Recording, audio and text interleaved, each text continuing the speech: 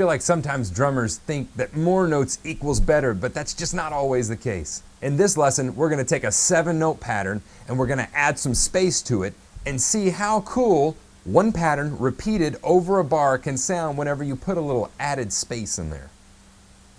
This pattern is only 7 notes long. That's all we have to remember. And we're going to repeat the pattern 3 times. And at the end of each time we repeat it, we're going to add some space, the equivalent of 2 sextuplet notes.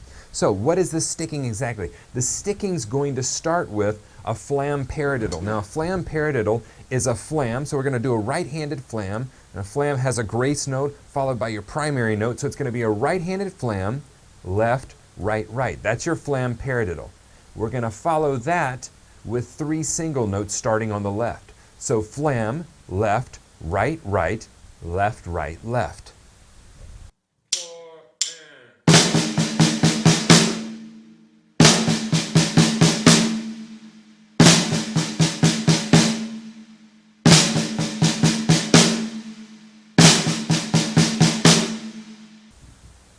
Now the beauty in this fill is that we're going to put those 2 sextuplet notes worth of rest at the end of it. So that actually makes this not a 7-note sticking, it makes it altogether a 9-note sticking. Now if you'll notice that in sextuplets, 9 notes is the equivalent of what? 1.5 beats.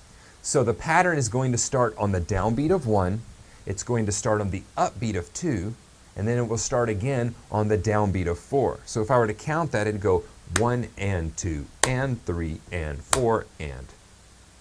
The only way we can make that sticking fun is if we orchestrate it correctly on the drum set. So what I'm going to do is I'm going to split my flam in between the high tom and the snare drum. So my grace note will go on the high tom, my primary note will go on the snare drum.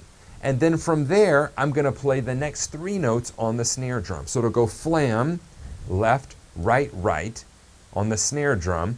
Then we play a left on the hi-hat with no kick drum, a right on the stack or your crash cymbal, or you can also substitute your hi-hat, that's fine. We're playing a kick drum with that, and then we end with a left here on the snare drum.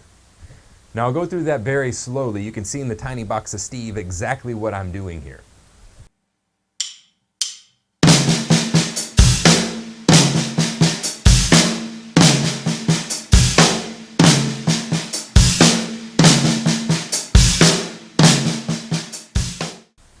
Now that we've laid it out on the drum kit, let's see how it actually lays out over the measure.